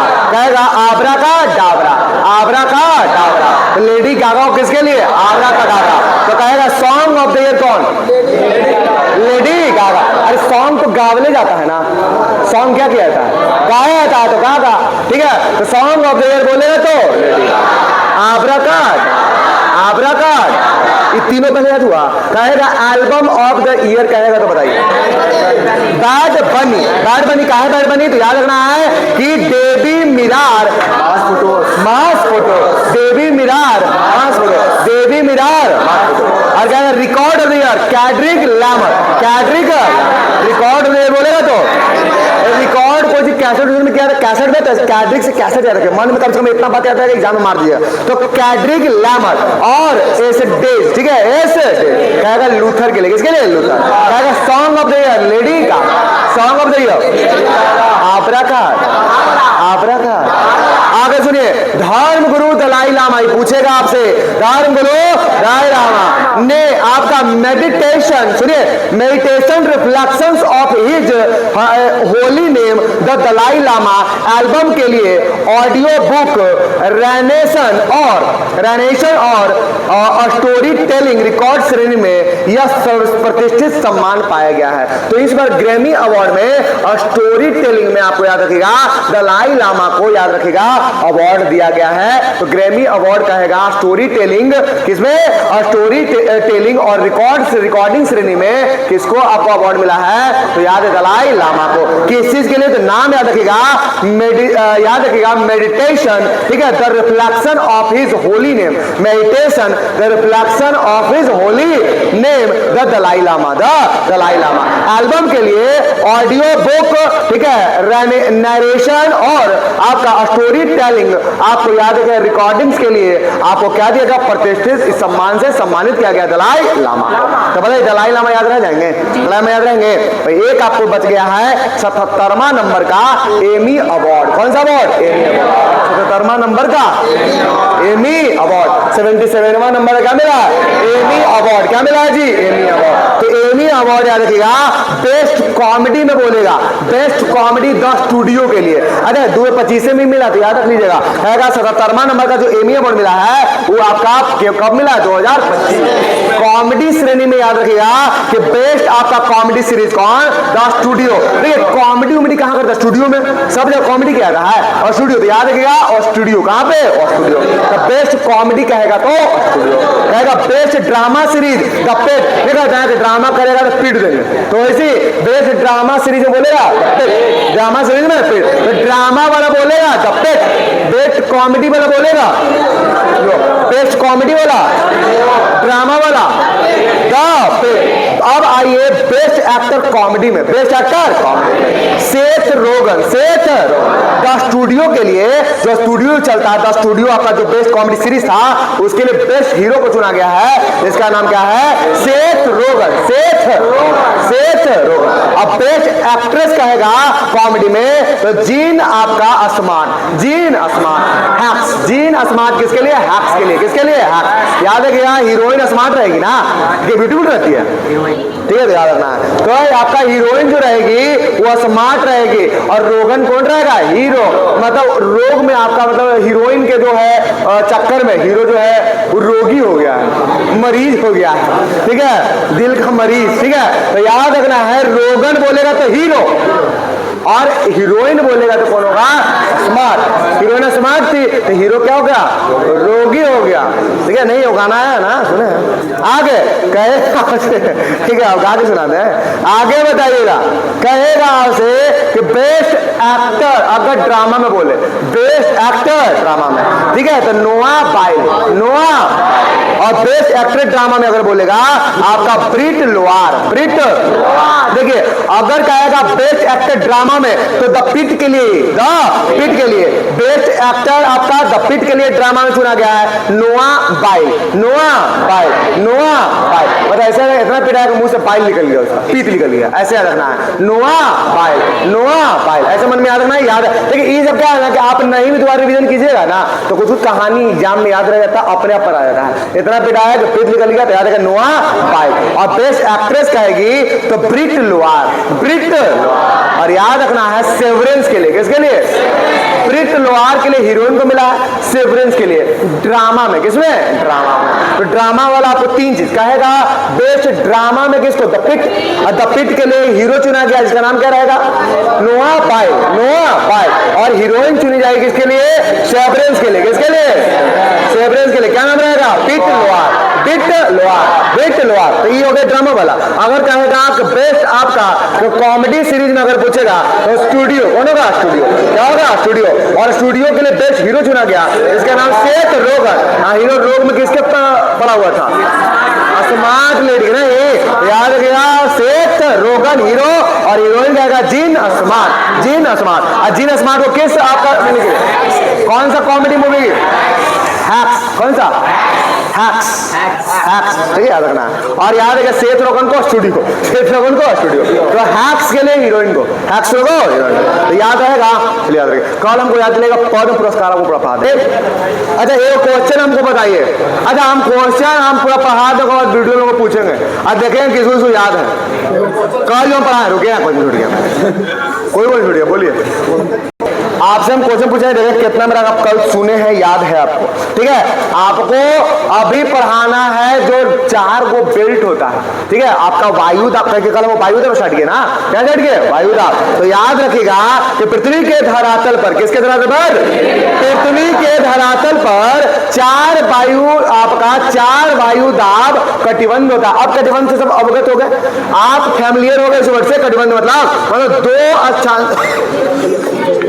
दो अक्षांशों की बीच की दूरी, तो हम लोग क्या बोले? कटिबंध। तो वही बारे में आपको पढ़ना है। आप कहेगा ना कि आपको पृथ्वी के धरातल पर 4 वायु आपका दाब कटिबंध है। कितना वायु कटिबंध?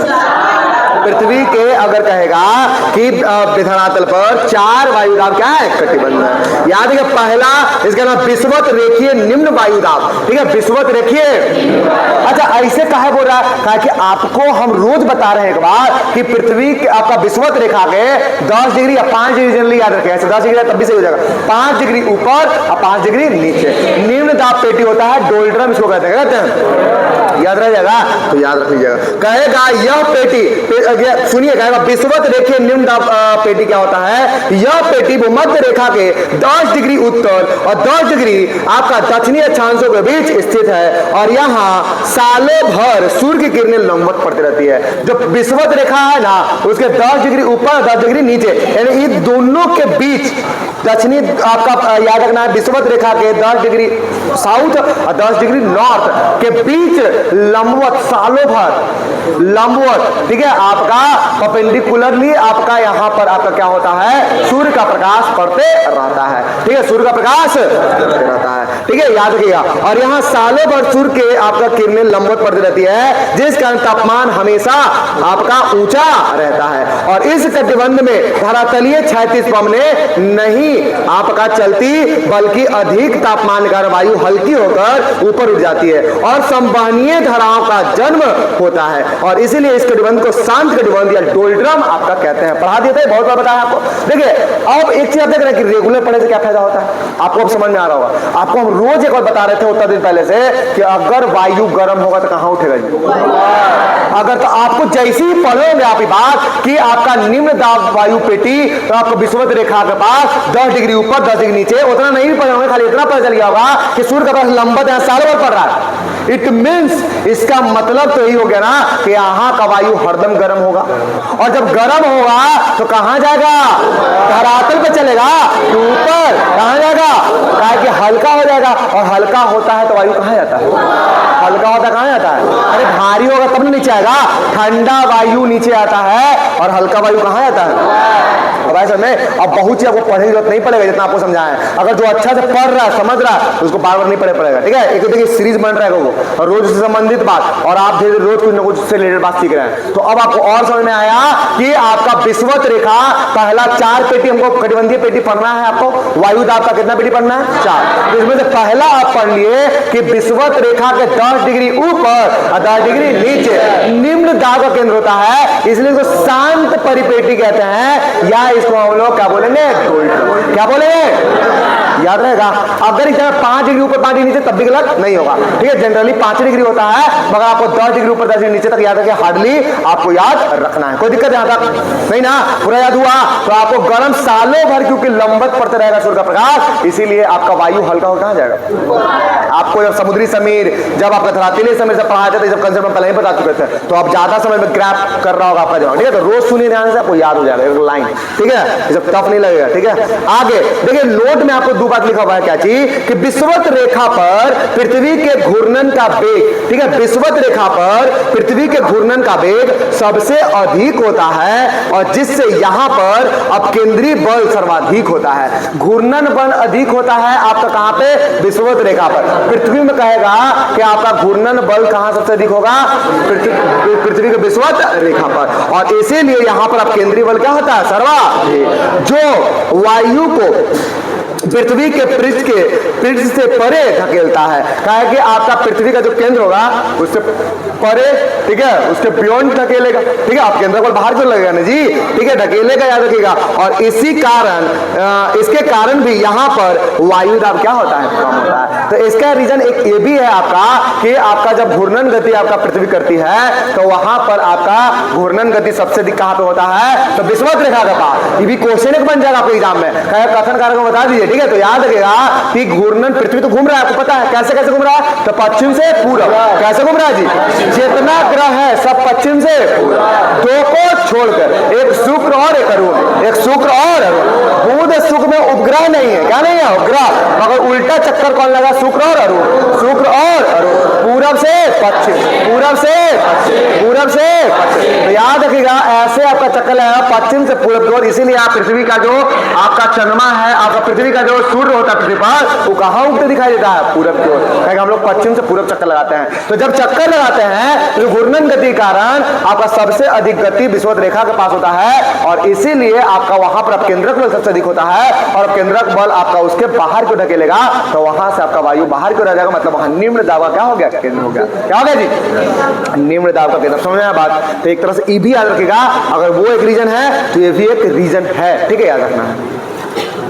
दूसरा, उपोष्ण उच्च वायु दाब। उपोष्ण पढ़े एकदम शांति सुनो, एक कंसेप्ट क्लियर होगा, ठीक है। अल्लाह ने कहेगा उपोष्ण उच्च वायु दाब, उपोष्ण उच्च वायु दाब। कहेगा उत्तरी तथा दक्षिणी गोलार्धों में क्रमशः कर्क और मकर रेखा से 35 डिग्री अक्षांशों तक उच्च आपका दाब पेटियां पाई जाती है, और यहाँ उच्च दाब होने के कारण, ठीक है, 2 बात होता है, पहले पढ़ लेंगे फिर समझा देंगे, ठीक है। 2 कारण होता है। पहला कारण सुनिए, विषुवत रेखीय कटिबंध से गर्म होकर उठने वाली वायु ठंडी और भारी होकर कर्क तथा मकर रेखाओं से 35 डिग्री, ठीक है, अक्षांशों के बीच नीचे उतरती है और यह उच्च वायुदाब उत्पन्न करती है। कहेगा दूसरा बात क्या है, तो पृथ्वी के दैनिक गति के कारण उपध्रुवीय क्षेत्रों से, पृथ्वी दैनिक गति कर रही है तो इसके उपध्रुवीय क्षेत्रों से, ठीक है, वायु की विशाल राशियां कर्क तथा मकर रेखा से 35 डिग्री अक्षांशों के बीच एकत्रित होकर, ठीक है, उपध्रुवीय क्षेत्रों में वायु की विशाल राशियां कर्क और मकर रेखा से 35 डिग्री अक्षांशों के बीच एकत्रित हो जाती है, जिससे यहां उच्च वायुदाब उत्पन्न होता है। एकदम आराम से तुम समझ लीजिए, पूरा नाम समझ में, ठीक है। देखिए दूसरा हम क्या बोले, उपोष्ण उच्च वायुदाब। क्या बोले, उपोष्ण उच्च वायुदाब। ध्यान सुनिएगा, सब कुछ समझ में आएगा। उपोष्ण उच्च वायुदाब क्या हुआ, अभी हम क्या पढ़े कि आपका विषुवत रेखीय निम्न वायुदाब का पेटी पढ़े, तो इसमें क्या बताया कि आपका विषुवत रेखा तो 0 डिग्री लाइन होता है, तो 0 लाइन से 10 डिग्री ऊपर यानी उत्तर में और 10 डिग्री नीचे दक्षिण में आपका निम्न दाब केंद्र होगा। कहें कि सालों भर यहाँ सूर्य लंबवत पड़ते रहेगा और सालों भर जब लंबवत पड़ते रहेगा तो यहाँ की वायु यहाँ की क्या हो जाएगी, गर्म हो जाएगी और गर्म होने के बाद अपलिफ्ट कर जाएगी ऊपर की ओर, क्या हो जाएगी, उठ जाएगी। खत्म बात। दूसरा बात बोले कि आपको कर्क रेखा और मकर रेखा से 35 डिग्री आपका अक्षांश तक, तो ऐसे समझना है कि कर्क रेखा 23.5 डिग्री उत्तरी अक्षांश को बोलते हैं और 23.5 डिग्री दक्षिणी अक्षांश को क्या बोलते हैं, मकर रेखा।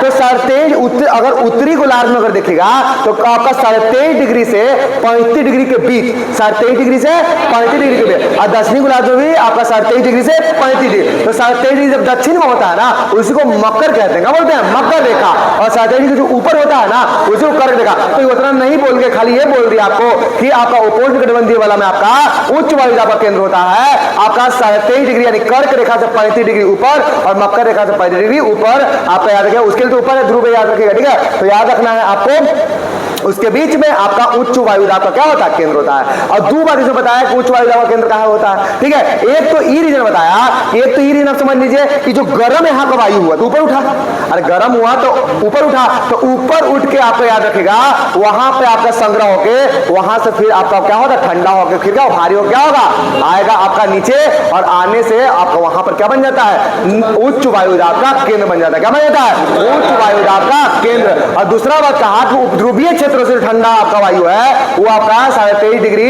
से 35 डिग्री के बीच आके जमा हो जाता है और वहां पर क्या होगा, आपका उच्च वायुदाब का क्या हो जाएगा, केंद्र हो जाएगा। तो दो बात समझना है, दो रीजन। एक तो आपका गर्म हुआ आपका विषुवत रेखा के आसपास से, मतलब 10 डिग्री ऊपर 10 डिग्री नीचे से, तो गर्म होकर ऊपर गया और ऊपर होकर आपका ठंडा को तो भारी होगा ना, अरे ऊपर जाएगा तो क्या होगा, ठंडा हो जाता है। तभी तो आप देखते हैं कि जब गर्म वायु होता है ऊपर उठता बादल बनता है, बादल बनकर जब ठंडा होता है वही संघनित हो जाता है, बारिश हो जाता है। आप खाना बनाए ठीक है, अरे तसला उसला में, ठीक है, चावल बनाई है, चावल बनाए देखिए, तो याद रखिएगा चावल आप बनाए होंगे तो चावल में आपका क्या होगा कि जैसे ही ऊपर भाप बन के उठाओ, गर्म ना हो, इतना गर्म हो गया भाप बन के उठा होगा और उसे टकराया होगा, खुद में ठंडा हो गए और वही टप टप नहीं पानी के तो बादल क्या होता है, वही तो होता है। जैसे मान लिया यहाँ से उठा बादल बन गया और वही बादल से जहां घेर लेता वहां बारिश कर देता है, ठीक है। याद रखिए जब घर्षण होता है, याद रखिएगा। तो याद रखना है आपको, वही चीज हम बता रहे हैं कि जब यहाँ से उठा तो ऊपर गया, ऊपर से आपका संग्रहित हो जाएगा आपका जाके और वहां से जब ठंडा होगा तो फिर आएगा 23.5 डिग्री और 35 डिग्री के बीच में आपका क्या होगा, नीचे की ओर वहां पर आते रहता है, याद रखिएगा। और उच्च वायुदाब का केंद्र वहां बन जाता है। क्या बन जाता है, उच्च वायुदाब। ये दोनों जगह पे होगा, दक्षिणी में भी होगा और दक्षिणी में भी होगा। और एक तो नहीं हुआ कि ई वाला गर्म गया था, दूसरा आपका उपध्रुवीय, जो आपका ध्रुवीय क्षेत्र जहां ठंडा जलवायु होता है, ठीक है, उपध्रुवीय क्षेत्रों से आपका जो वायु आया यहाँ पर आके क्या हो गया, उच्च वायुदाब का केंद्र बना देगा। ठंडा वायु आएगा तो क्या बन जाएगा, उच्च वायुदाब। गर्म वाला क्या बनाएगा, निम्न वायुदाब। इतना तो समझ में आने लगा है ना। तो दो बात समझ में आया, ठीक है। एक का समझ में आएगा कि विषुवत रेखीय आपका निम्न वायुदाब और दूसरा आपको समझ में आ गया क्या, उपोष्ण उच्च वायुदाब, उपोष्ण उच्च वायुदाब। नोट में दो बात लिखा हुआ, ध्यान समझ लीजिए। नोट में क्या है, तो कहेगा विषुवत रेखा के 30 से 35 डिग्री, ठीक है, विषुवत रेखा से 30 से 35 डिग्री अक्षांशों के मध्य, 30 से 35 डिग्री मध्य दोनों गोलार्धों में उच्च वायुदाब पेटियां उपस्थित होती है। अभी सीख लिए तो आप, ठीक है, कि आपका कहां से कहां तक, तो विषुवत रेखा से 30 से 35 डिग्री अक्षांशों के मध्य दोनों गोलार्धों में उच्च वायुदाब पेटियां उपस्थित होती है। और इस उच्च वायुदाब वाली पेटी को अस्व अक्षांश कहते हैं। पूछ लेगा क्या अस्व अक्षांश किसको कहते हैं, 30 से 35 डिग्री उत्तरी और दक्षिणी दोनों आपका जो अक्षांश होता है उसको क्या बोलते हैं, अस्व अक्षांश कहते हैं। यानी उपोष्ण उच्च वायुदाब पेटी को अस्व, यानी कि इस इसका मतलब यही हो गया कि उपोष्ण उच्च वायुदाब का जो पेटी होगा उसको हम लोग क्या बोलेंगे? अश्व। इसका कारण यह है कि मध्य युग में यूरोप में खेती के लिए पश्चिमी द्वीप समूह में, ठीक है, पालदार, ठीक है, पालदार जलयानों में लाद कर घोड़े भेजे जाते थे। याद है पहले क्या होता था ना कि आपका याद है इस कारण इसका मध्य युग में, मतलब जो मिडावल जो युग था आपका, मिडावल एरा था, उसमें यूरोप में खेती के लिए, ठीक है, यूरोप में खेती करने के लिए आपको पश्चिमी द्वीप समूह में, ठीक है, पालदार जलयानों में, ठीक है, जो जलयान जहाज जिसको बोलते हैं, उसमें पालदार जलयानों में लाकर घोड़े भेजे जाते थे। इसलिए उसको क्या बोलते हैं? अश्व अक्षांश बोलते थे। क्या बोलते हैं?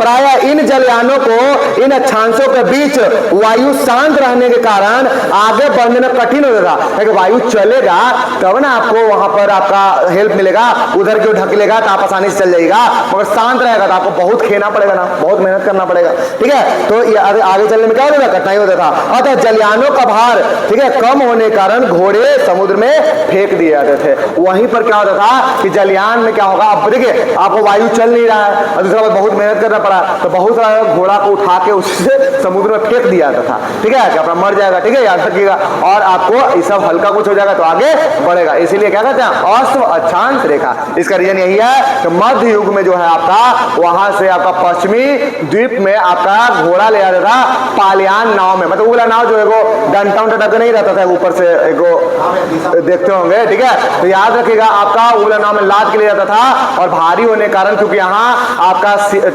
उष्ण वाला उपोष्ण वाला है ना, तो यहाँ पर आपका क्या हो जाएगा, आपका जो शांत वायु क्षेत्र मिलेगा, तो इसको आपका नाव खेने में बहुत मेहनत करना पड़ता था, और भारी क्योंकि हुआ था, ठीक है, इसलिए उसको कुछ घोड़ा क्या कर देता था? फेंक देता था। इसलिए इसका नाम पड़ गया अश्व अक्षांश। इतना आपको याद नहीं रखना है, आपको बस ये याद रखना था कि पूछ देगा कि कितना से कितना डिग्री के बीच अश्व अक्षांश कहते हैं, तो ऊपर नीचे दोनों ई बात याद रखना है कि आपका 30 से 35 डिग्री उत्तर और 30 से 35 डिग्री विषुवत रेखा से 30 से 35 डिग्री, और विषुवत रेखा से नीचे 30 से 35 डिग्री, यानी दक्षिणी गोलार्ध में आपको अश्व अक्षांश रेखा के नाम से हम लोग जानते हैं। किस रेखा के नाम से?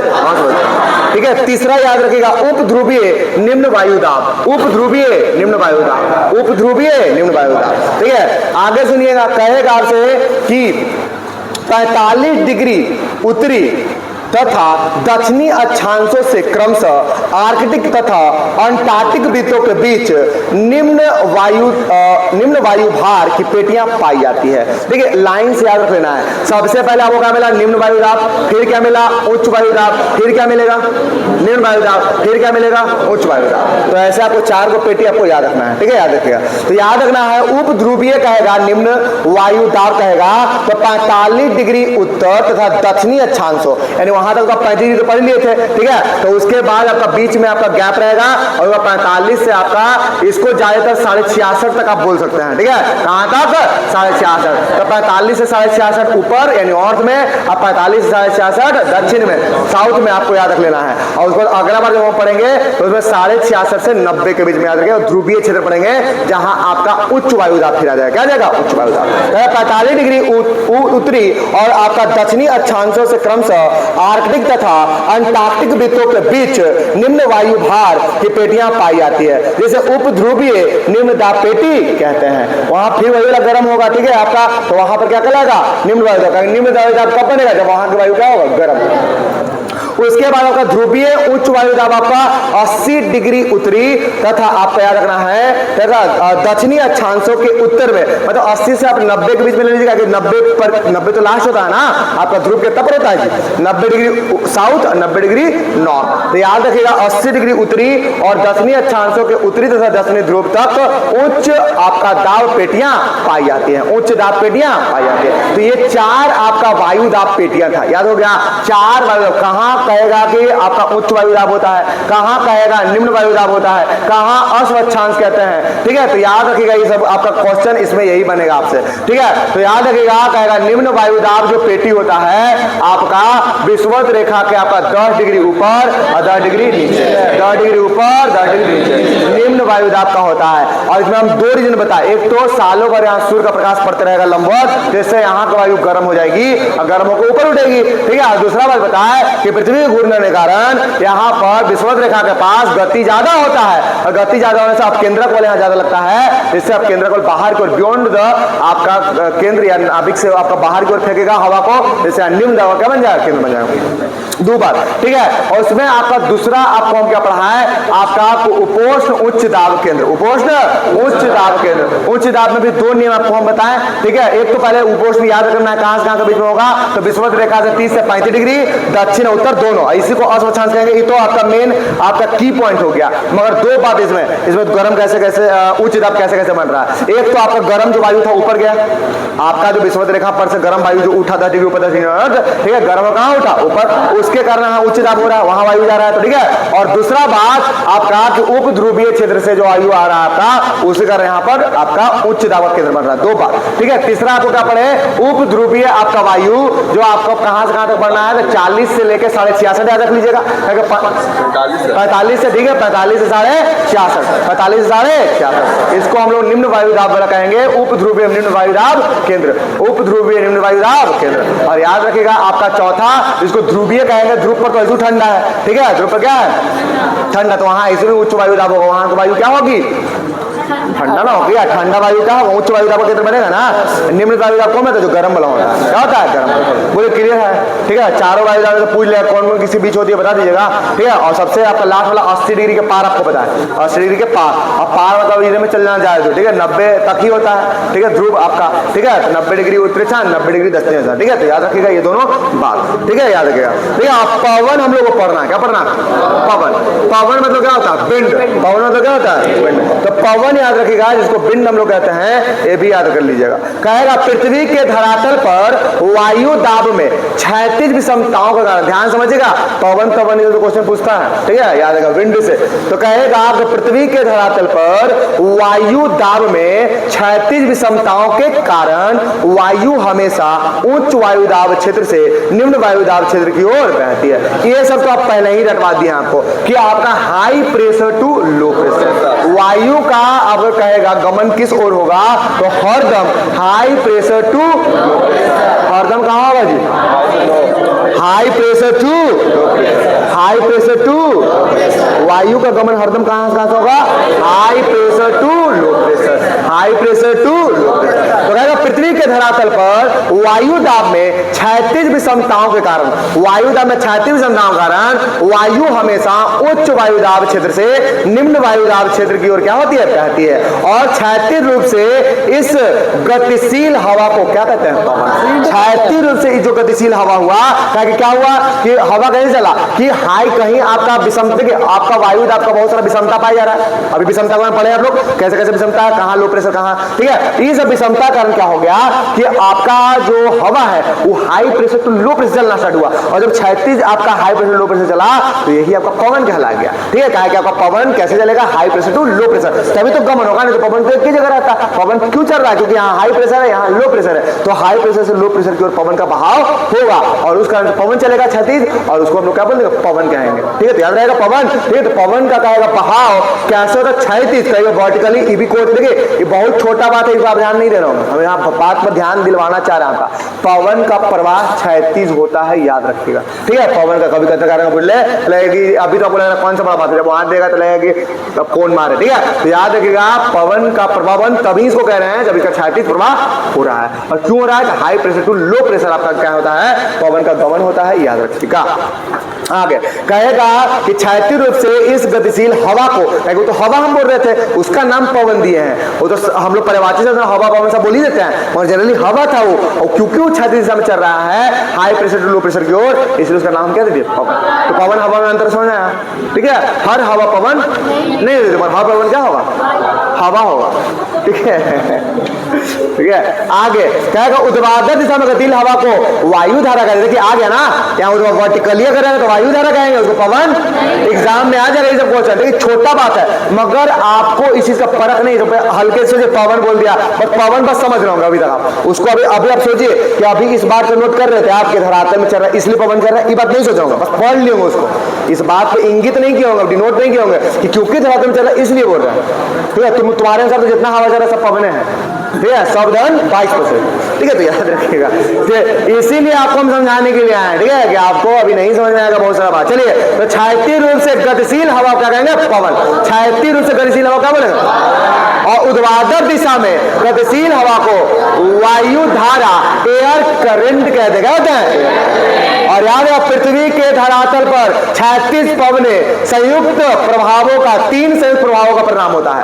कहते छायतीय पवन चलता है ना, उस संयुक्त 3 गो संयुक्त आपका प्रवाह कारण होता है। पहला दाब प्रवणता प्रभाव, दाब प्रवणता प्रभाव, और दूसरा घर्षण बल, और तीसरा कोरियोलिस बल। तीसरा कौन सा होगा? रहे थे क्या? ठीक है, ज्यादा प्रेशर बढ़ गया दिमाग में।